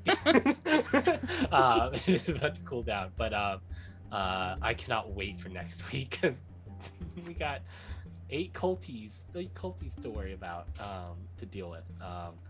I'm Tommy, Adam Predator Penguin on the Twitter sphere. I do tabletop RPG stuff and occasionally stream. I have figured out what my next game is that I'm going to stream. I'm going to be streaming Anno Mutation Them, this really interesting pixel 2D, 3D hybrid game that I've been very interested in that just came out. So I'm going to be playing that tonight at 7 p.m.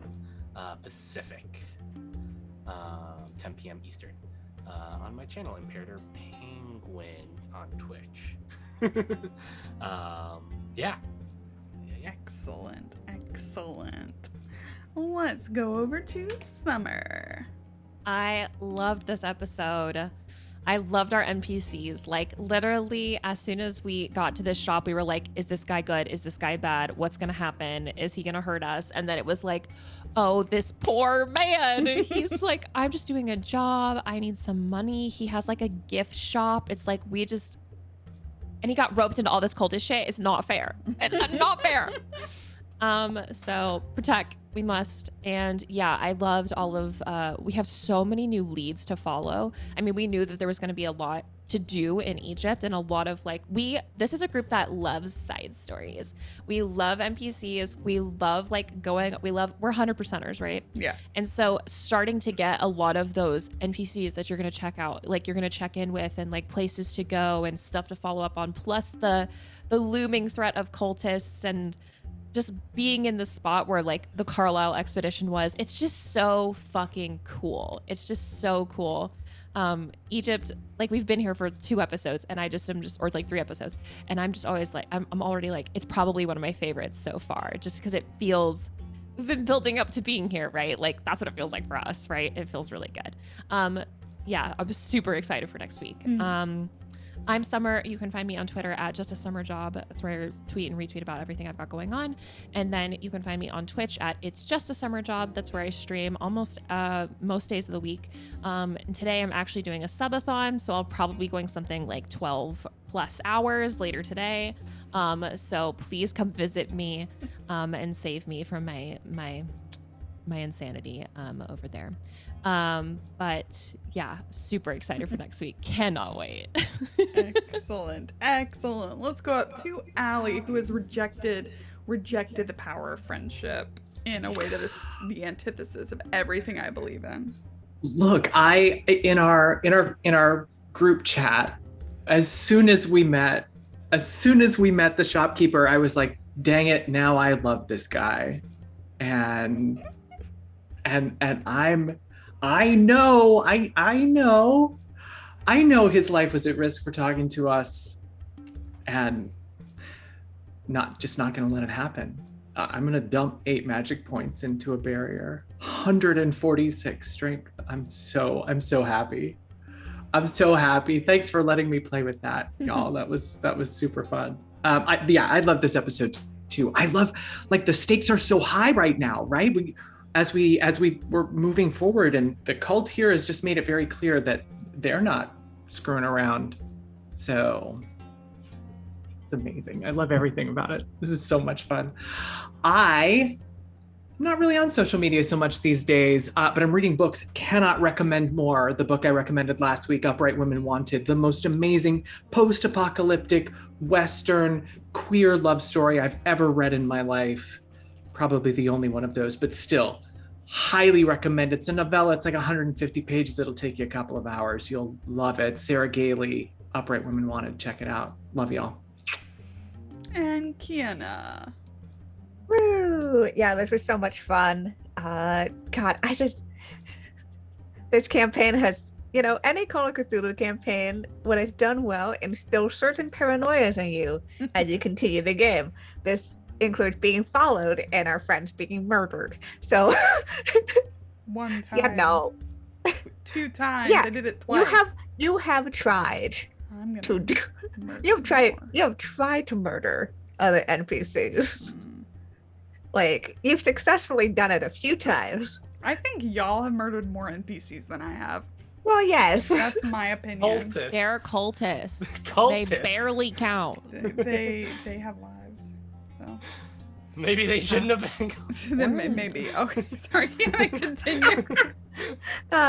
Yeah, but you can find me over on Twitter at KiennaS. Best video I'm doing when I'm not here on the channel. Mostly just here though. The big announcement, which I finally get to make, is that this upcoming Friday on the 25th, Archon 2.0 is finally going to be out in digital via our publishing partner, Metal Leaf Games. So excited to have that out.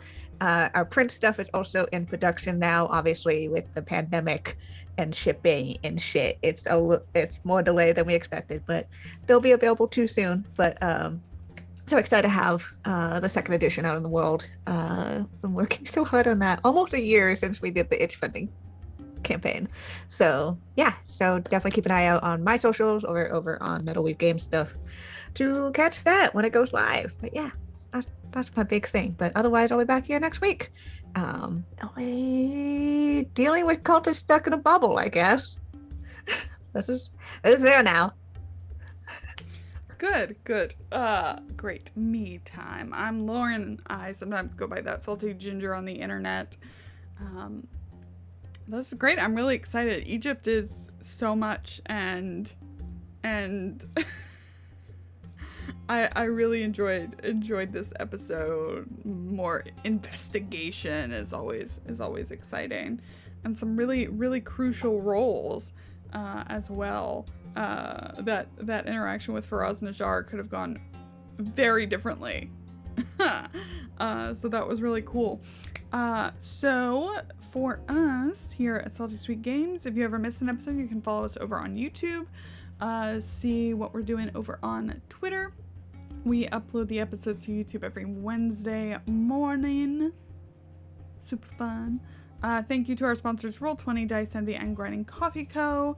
We are going to go rate a friend. Yeah, thank you for all the gifted subs, the resubs, and the tips today. Thank you so much. We will see you next time for the exciting continuation of the story. We're gonna go rate a friend. Wait, bye everybody. Goodbye.